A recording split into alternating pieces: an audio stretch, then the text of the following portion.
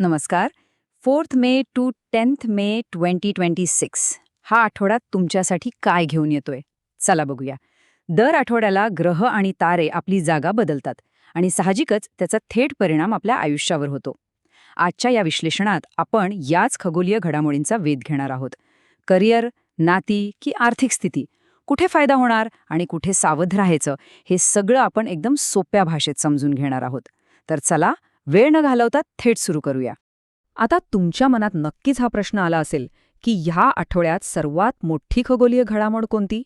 तर ती म्हणजे चंद्राचं गोचर. चंद्र म्हणजे आपल्या मनाचा कारक, बरोबर?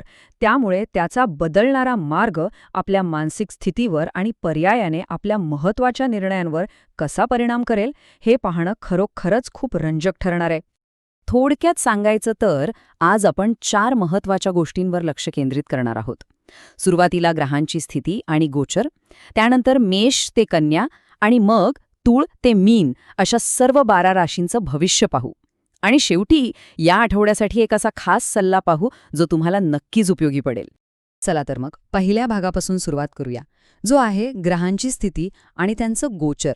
सर्वात महत्त्वाची अपडेट म्हणजे या आठवड्यात चंद्र प्रामुख्याने वृश्चिक, धनु आणि मकर या 3 राशींमधून प्रवास करणार आहे. आता हे फक्त आकाशातले बदल नाहीत हा, चंद्राचा हा मार्गच खऱ्या अर्थाने या पूर्ण आठवड्याची दिशा ठरवणार आहे. जसा जसा चंद्र पुढे जाईल तसतसे आपल्या विचारांमध्ये आणि आजूबाजूच्या परिस्थितीत मोठे बदल होताना दिसतील आणि त्याचाच थेट परिणाम सर्व 12 राशींवर कसा होईल ते आता आपण पाहूया. दुसऱ्या भागात आपण पाहणार आहोत राशीचक्रातील पहिल्या 6 राशी म्हणजेच मेष ते कन्या राशींचं भविष्य. सुरुवात करूया मेष, वृषभ आणि मिथुन राशींपासून. मेष राशीच्या लोकांसाठी ही एकदम गुड न्यूज आहे. हा आठवडा तुमच्यासाठी प्रगतीचा असणार आहे. नवीन लोकांशी ओळखी वाढतील आणि नोकरीत प्रमोशनचे प्रबळ योग आहेत. शिवाय तुमचे प्रेमसंबंध या काळात अधिक घट्ट होतील.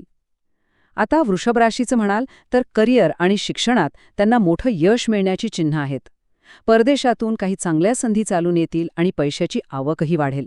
फक्त एकच पथ्य पाळा, उगीचच अनावश्यक चिंता करत बसू नका.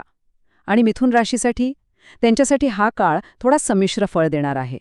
तुमच्या बोलण्याच्या कौशल्यामुळे म्हणजे तुमच्या उत्तम संवादामुळे अडकलेली कामं मार्गी लागतील हे नक्की. पण जोडीदारासोबत खटके उडू नयेत म्हणून तुम्हाला थोडा संयम ठेवणं मस्ट आहे. पुढे जाऊया कर्क आणि सिंह राशीकडे. कर्क राशीसाठी हा काळ प्रामुख्याने प्रवासाचा आणि नवीन संधींचा आहे.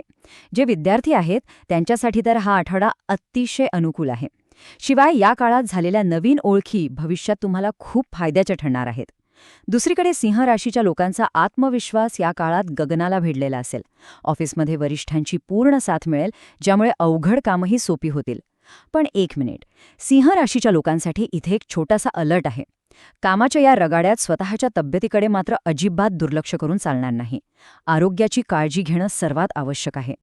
आणि कन्या राशीसाठी तर एक अत्यंत भारी योग जुळून येतोय. या आठवड्यात त्यांच्यासाठी बुधादित्य योग तयार होतोय. आता तुम्ही म्हणाल, हे काय आहे?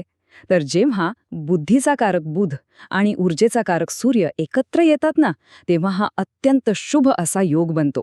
याचा थेट अर्थ असा की कन्या राशीच्या लोकांना नशिबाची भक्कम साथ मिळणार आहे. त्यांची आर्थिक स्थिती तर सुधारेलच, पण प्रवासातूनही चांगला लाभ होण्याची दाट शक्यता आहे. थोडक्यात सांगायचं तर हा आठवडा त्यांच्यासाठी एकदम सुपरहिट असणार आहे. आता वळूया आपल्या विश्लेषणाच्या तिसऱ्या भागाकडे, जिथे आपण तूळ ते मीन या उर्वरित 6 राशींचं भविष्य जाणून घेणार आहोत. तूळ राशीच्या लोकांसाठी हा काळ खूपच छान आहे. समाजात तुमचा मान सन्मान वाढेल आणि सर्वात महत्त्वाची गोष्ट म्हणजे तुमचे जुने अडकलेले किंवा बुडीत केलेले पैसे या आठवड्यात वसूल होऊ शकतात. धनुराशीच्या लोकांमध्ये मात्र एक वेगळाच बदल दिसेल. त्यांचा कल अचानक आध्यात्मिक गोष्टींकडे जास्त वाढेल. आणि हो, जर तुम्ही काही नवीन बिझनेस प्लॅन करत असाल तर तो नक्कीच यशस्वी ठरेल. आता मकर राशीचं बघूया. तुमच्यासाठी एक साधी सरळ गोष्ट आहे. मेहनतीचं फळ 100% मिळेल. तुम्ही केलेल्या कष्टाला यश येईल. पण इथेही तोच नियम लागू होतो. कामाच्या नादात स्वतःच्या आरोग्याकडे अजिबात दुर्लक्ष करू नका.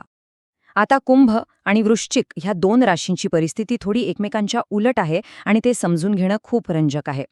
एका बाजूला कुंभ रास आहे, ज्यांना अचानक धनलाभाचे योग आहेत. अनपेक्षितपणे पैसा हातात येऊ शकतो, पण त्यांनी घाईघाईने किंवा अतिउत्साहात कोणताही आर्थिक निर्णय घेणं टाळायला हवं. आणि दुसऱ्या बाजूला आहेत वृश्चिक राशीचे लोक. या आठवड्यात त्यांच्यावर कौटुंबिक जबाबदाऱ्या वाढणार आहेत, ज्यामुळे खर्चही वाढेल. म्हणजे बघा, जिथे कुंभ राशीला धनलाभ होतोय, तिथे वृश्चिक राशीला मात्र आपल्या खर्चावर अत्यंत कडक नियंत्रण ठेवणं गरजेचं आहे. आर्थिक बॅलन्स ठेवणं खूप महत्त्वाचं ठरणार आहे. मीन राशीसाठी हा दृष्टिकोन अतिशय सकारात्मक आणि रिलॅक्स करणार आहे. धावपळीच्या या दिवसांत तुम्हाला या आठवड्यात एक वेगळीच मानसिक शांतता लाभेल. आणि यापेक्षाही दिलासादायक गोष्ट म्हणजे अनेक दिवसांपासून रखडलेली तुमची सरकारी कामं आता मार्गी लागतील. जर काही सरकारी अडथळे असतील तर ते या आठवड्यात नक्कीच दूर होतील. चला, राशींचं भविष्य तर आपण पाहिलं. आता आपण आपल्या विश्लेषणाच्या अंतिम आणि सर्वात महत्त्वाच्या भागाकडे आलो आहोत, या आठवड्याचा एक अत्यंत मोलाचा सल्ला. सुरुवातीला आपण पाहिलं की चंद्र हा वृश्चिक, धनु आणि मकर राशीतून प्रवास करतोय. या सगळ्या खगोलीय हालचालींचा एकच आणि सर्वात मोठा निष्कर्ष निघतो, तो म्हणजे तुमच्या भावनांवर पूर्ण नियंत्रण ठेवा. भावनिक होऊन किंवा रागाच्या अतिउत्साहाच्या भरात कोणतेही निर्णय घेऊ नका. या आठवड्यात तुम्हाला जास्तीत जास्त प्रॅक्टिकल किंवा व्यावहारिक निर्णय घेण्यावर भर द्यायचा आहे.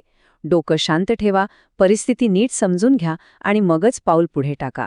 हाच या आठवड्यात यशस्वी होण्याचा खरा मंत्र आहे. आणि जाता जाता हाच विचार तुम्हाला करायचा आहे. आगामी काळात तुमचा हा प्रॅक्टिकल दृष्टिकोन तुमच्या निर्णयांना खरोखरच योग्य दिशा देईल, की ग्रहांची ही बदलती स्थिती तुमच्या भावनिक संयमाची मोठी परीक्षा पाहणार आहे. या विश्लेषणातून मिळालेल्या माहितीचा वापर करून स्वतःला तयार करा. प्रत्येक आव्हानाला शांत डोक्याने सामोरे गेलात तर हा आठवडा नक्कीच तुमचाच आहे. आजच्या या विश्लेषणात आपण इथेच थांबूया. पुन्हा भेटूया अशाच एका नव्या आणि रंजक माहितीसह. तोपर्यंत काळजी घ्या.